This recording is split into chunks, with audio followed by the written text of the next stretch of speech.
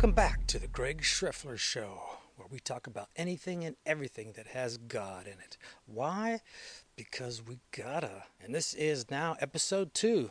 And today we're going to go deep. Ancient scriptures, forbidden books, and a military encounter in the mountains of Afghanistan that will leave you wondering, are the giants still among us? That's right, for episode 2, we're going to talk about the Nephilim. It's our topic for today. Research is from 1 Enoch, also known as the Book of Enoch, the works of Dr. Chuck Missler, works of Dr. Michael S. Heiser, and your friendly neighborhood internet. So where do we start? Where should we start? Well, at the beginning, of course, Genesis. Genesis 6, 1 through 4. Translation I have is the NIV. So just follow along the best you can. If you have a different translation, that's fine. When human beings began to increase in number on the earth, and daughters were born to them, and the sons of God saw that the daughters of humans were beautiful, and they married any of them they chose. Then the Lord said, My spirit will not contend with humans forever. They are mortal, and their days will be 120 years. The Nephilim were on the earth in those days, and also afterward,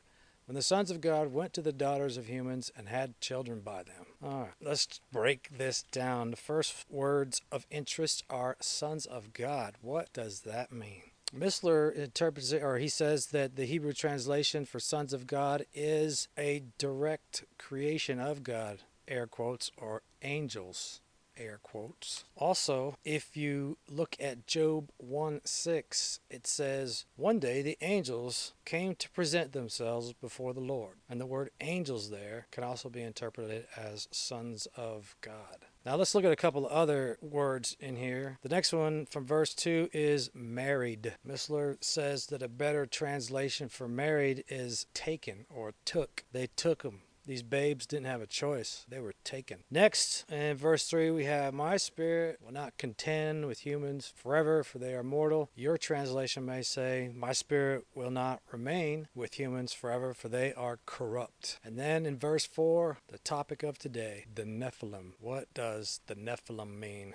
Missler says that yes, it does mean giants, but the more accurate translation is fallen ones. So let's just kind of recap real quick here what we have. We have these sons of God, or these angelic beings, come down to earth, have sexual relations with that woman or those women, and they have children. They interbreed, I guess you could say. So now let's look at this. In Greek mythology, Titans were their giants, and that was a result of interbreeding between the Greek gods and humans. So what's fascinating is that every culture has its own interpretation of biblical activity or biblical events. Every culture has its own interpretation of the flood. If you've ever watched the show Ancient Apocalypse with Graham Hancock, you will understand this as he delves into these mysteries. So where do we go from here? I mean, because when you read the scripture, it just kind of carries on, la-di-da. But what just happened here? You're telling me that these beings came down, had sexual intercourse with these women, and because of that, they had these children that end up being an abomination, and the children those are the Nephilim, the giants. But why doesn't the Bible say anything more about that? Well, that's where 1 Enoch comes in, also commonly called the Book of Enoch. Heiser says that it's more correctly called 1 Enoch. What is 1 Enoch? It's a Jewish apocalyptic text written between 300 and 100 BC. No, it's not part of the canon. However, it heavily influenced early Jewish and Christian theology, and it's quoted in the Bible. What? It is? Yep, in Jude. Jude chapter 1, verses 14 and 15. Enoch, the seventh from Adam, prophesied about them. See, the Lord is coming with thousands upon thousands of his holy ones, to judge everyone and to convict all of them of all their ungodly acts they have committed and their ungodliness, and all of the defiant words ungodly sinners have spoken against him. Right there, Jude makes a reference to the Book of Enoch, or 1 Enoch. Now, as you continue to read in the Book of Enoch and study it, you will hear the word watchers. Watchers is also another name given to the fallen ones. Watchers, I'm guessing, is probably their original name because that was their job description. So the watcher's job was to watch over mankind. I said, wait a minute, Greg, where are you getting this watcher business? Okay, so the Book of Enoch has watchers in it, but is there any scriptural word, any scriptural reference to it? As a matter of fact, there is. Daniel 4:13. In the visions I saw while lying in bed, I looked, and there before me was a holy one, a messenger. So the translation for messenger, it can translate to watchman. 200 watchers, and they become corrupt when they lust after the human women. The watchers take the women, and the women birth the Nephilim. The Nephilim teach forbidden knowledge like sorcery, witchcraft, weapons of war, cosmetics, dyes, astrology, signs of heaven. And remember that Jude 1:14-15 cites Enoch. So it affirms the authority of the Watcher's story even in Scripture. So you know what happens next. The corruption brings judgment, and the judgment in this particular instance is the flood. Genesis 7:23. Every living thing on the face of the earth was wiped out. People and animals and the creatures that move along the ground and the birds were wiped from the earth. Only Noah was left and those with him in the ark. Okay, well that's good, right? We got rid of the Nephilim. Problem solved, huh? There's 3 haunting words. Did you catch it? Go back to Genesis 6, verse 4. What does it say there? It says, the Nephilim were on the earth in those days and also afterward. Ooh. Now wait a minute, Greg. How do you know that they were on the earth afterward? I mean, what's the evidence that they were around after the flood? Let's look at Numbers 13:33. We saw the Nephilim there. The descendants of Enoch come from the Nephilim. We seem like grasshoppers in our own eyes, and we look the same to them. These are the spies coming back from the land they're supposed to take, and they're giving an account to Moses. Now let's look at 2 Samuel 21:20. In still another battle which took place at Gath, there was a huge man with 6 fingers on each hand and 6 toes on each foot, 24 in all. But how? How did the Nephilim survive the flood? Every living creature was wiped out. Well, I don't know. I'm not a doctor, but the Heiser and Missler have a theory here. There's a couple of different theories. I'm just going to share the one that they have because they blow up the other theories. But you don't really know. Every living thing could that mean that everything God created was wiped out? Because God didn't create the Nephilim. So the theory that Heiser and Missler support, as well as one Enoch supports, is the second incursion theory. This means that other fallen angels came after the flood and repeated the sin of Genesis 6. I have an idea. I don't even know if I want to call it a theory, because I don't have the word doctor in my name. But suppose, when the Nephilim died, they released this evil spirit. It's also theorized that spirit that it's released is where demonic spirits come from. The same spirits that plague us today and the same spirits that Christ drove out in his time. So anyway, what if the spirits are hovering around during the flood, and then after the waters recede, they go and find their bodies and re-inhabit them, reanimate them? I don't know. Is that kind of corny? Anyway, it's just an idea. But check out the cycle of the Nephilim. So the Nephilim, when they died, they released this demonic spirit, and it's called Rephaim, and that translates to dead, ghost, spirit, or the dead ones. So these guys are the OGs of the Walking Dead. All right, looking again at Numbers 13:33,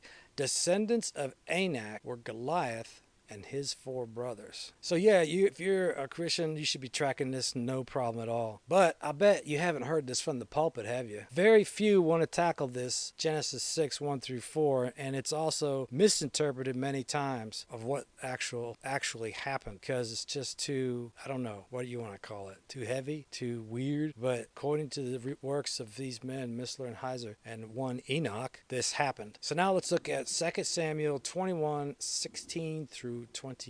Now we did read 2 Samuel 21:20, but let's expand our reading a bit further. And Ishbenob, one of the descendants of Rapha means giants. Rapha means giants. Another way to say giants. Whose bronze spearhead weighed 300 shekels, and who was armed with a new sword. He said he would kill David, but Abishai, son of Zeruiah, came to David's rescue. He struck the Philistine down and killed him. Then David's men swore to him, saying, never again will you go out with us into battle, so that the lamp of Israel will not be extinguished. This is a pretty close call. Like it would be kind of a cool filming sequence here where it's really dramatic, where King David almost got axed. Okay, verse 18. In the course of time, there was another battle with the Philistines at Gob. At that time, Sibbecai the Hushathite killed Saph, one of the descendants of Rapha, so another giant. In another battle with the Philistines at Gob, Elhanan, son of Jair the Bethlehemite, killed the brother of Goliath the Gittite, who had a spear with a shaft like a weaver's rod. And then verse 20 we read moments ago, and you'll also see there he was a descendant of Rapha, the Mr. 24 and all. And then verse 22, these four were descendants of Rapha and Gath, and they fell at the hands of David and his mighty men. Let's do a side note. What is a weaver's rod? Also called a beam. In ancient times, a weaver's beam was a large, sturdy wooden rod used in looms for weaving cloth. It would be long and thick, often as wide as a man's arm or more, span the width of the loom, tightly supporting the warped threads, the vertical strings in the weaving, be constructed to withstand tension and resist bending, usually made of strong hardwood. So a spear shaft like a weaver's beam means thick, much wider than a normal spear, heavy, extremely difficult for a normal person to lift, let alone hurl in battle. So this reinforces the idea that these giants like Goliath or Lamai were not just tall, they were monstrously strong. Now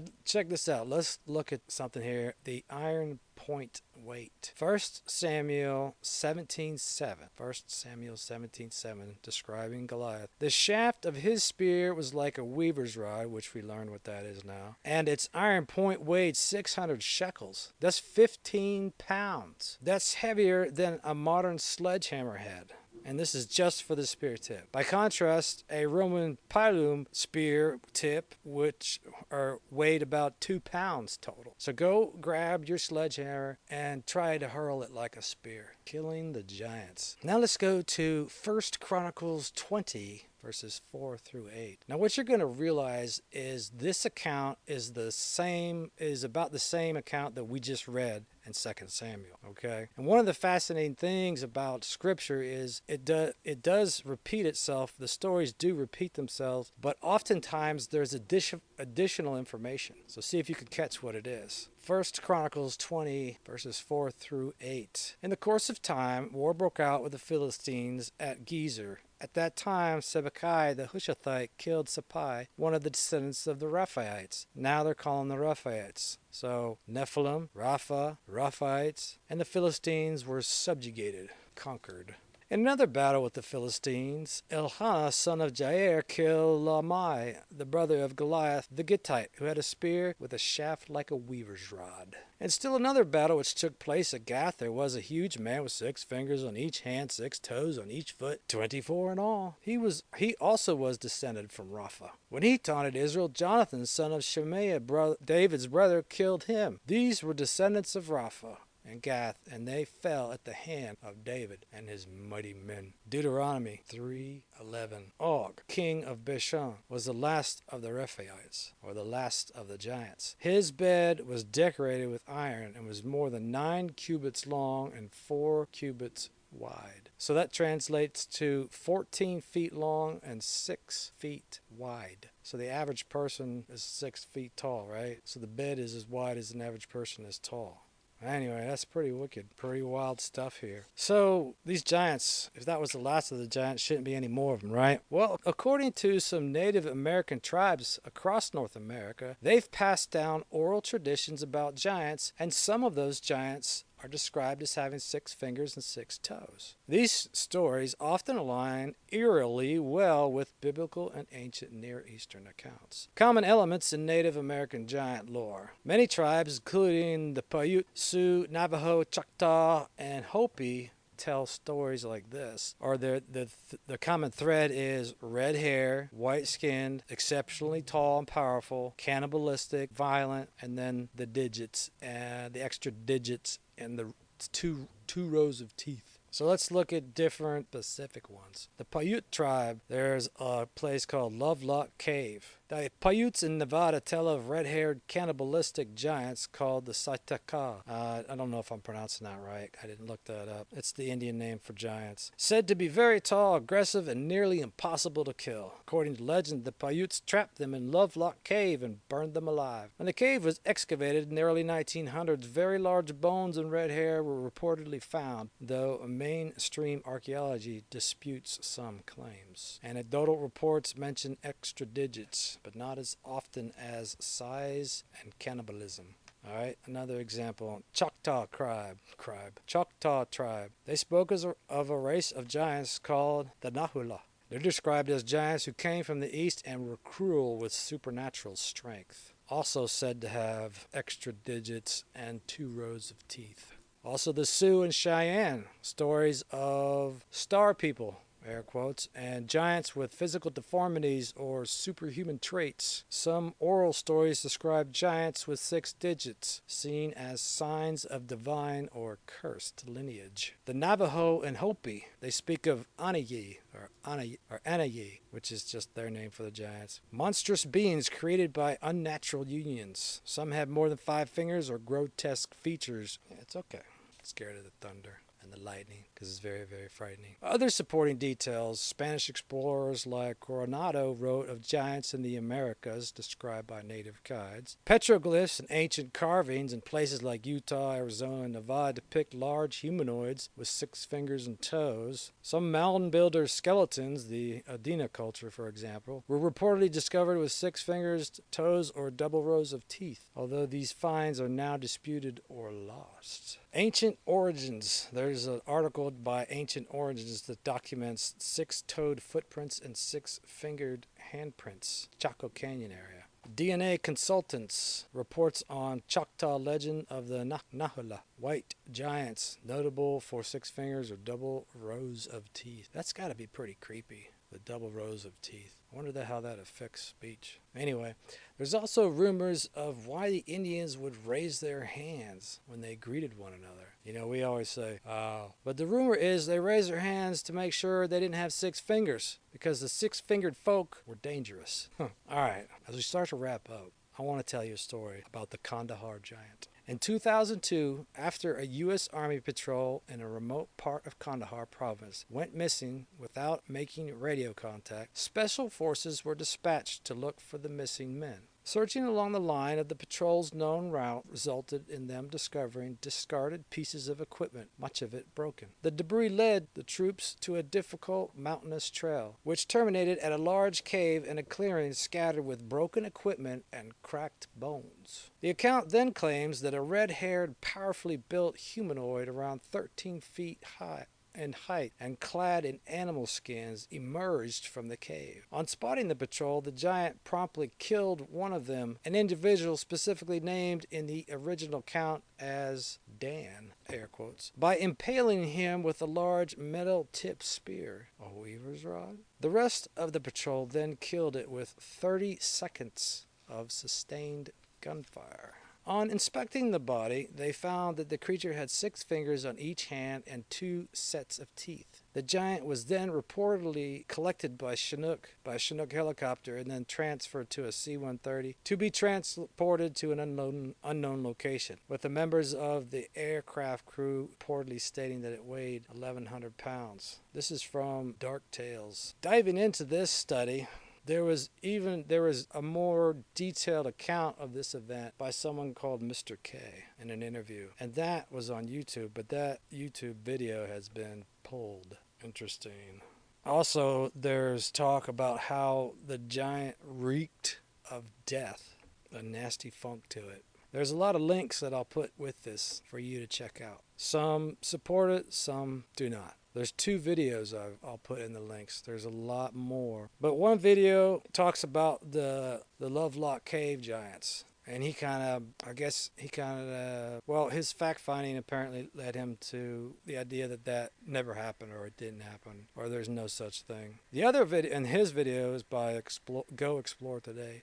The other video is by Wartime Stories, and I really like that one because he not only talked about the giant of Kandahar, but he also talked about other soldiers, 7 or 8 accounts, different soldiers across different parts of Afghanistan that talk about the same thing, where they didn't have a confrontation, but they were using equipment and they were able to see these giants. Now, it was with infrared, so they weren't able to see about the red hair, but they were able to see that that was a giant. What do you think? Do you believe there's giants among us today? Do you believe the Bible? Do you believe the giants in the Bible are real? Of course, as Christians, we do. Faith over fear. Not that you're afraid of these giants. Not that you're afraid of the government covering up this kind of thing. Faith over fear. Let's look at some biblical assurances. Psalm 91 says it promises a protection from night terrors and mortal threats. Romans 8:38-39 says nothing, whether it's giants or government, can separate us from the love of Christ. Faith in God is our greatest defense. In closing, I'll say this. I hope you enjoyed our deep dive. I hope you enjoyed the Nephilim story. I hope you enjoyed our dive into giants past, present, and spiritual. From Genesis to Missler to Heiser to Kandahar, the message is clear. The battle is real, but our victory is secure. Giants may come in the flesh, in the mind, in the soul, but with Christ we don't back down. We stand bold, armed with His truth and covered in His grace. Are you wondering what I think? Well, if you're paying attention, you probably already know. But if you're a little slow, I'll tell you. Do I believe the story of the giant of Kandahar as told by Special Forces personnel? I do. Maybe you're saying, so where's the giant? Well, you heard the story. The government came, picked it up, took it away. Are you telling me you're going to believe in that stuff about government conspiracies and government trying to keep things secret? Why? Why haven't we seen the ark? In today's technology, why don't we know where the ark is? Why are there no pictures of it? You see, it's in Satan's best interest to keep these things that validate the Bible hidden from the rest of us, don't you think? So why do I believe the Kandahar Giant story as told by Special Forces personnel? Because my Bible tells me so. We just started out going through Scripture and talking about the giants. Do they exist today? I guess so. Go scroll through the links that I'll put up there. Check out the videos. Let me know what you think. Also, another person you need to check out is Charles Larson's sermons. One of his sermons talks about the Kandahar Giant. Well, I hope you enjoyed today's show. So make sure you subscribe, share, and stand firm, because giants fall when the truth stands tall. Until next time, stay safe.